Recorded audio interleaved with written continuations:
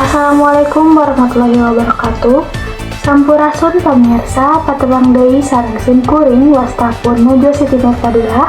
Dina deugeut ayeuna simkuring baris nyarengan pamirsa sadayana dina acara Warawiri Warta Sunda Warta Kiwari edisi 16 Maret 2026. Balukar daina se cai anu kurang hade Jalan Raya Kopo Soreang anu pernahna di Kecamatan Soreang Kabupaten Bandung raruksak.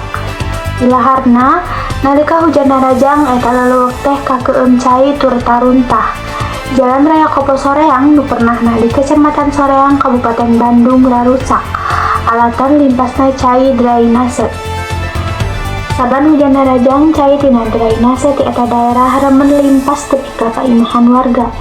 Samalah tepi ka ngabalukarkeun bagian aspal jalana lalepasan. Lian ti kitu runtah anu kabawa ku caah remen ngagugunung di trotoar jalan.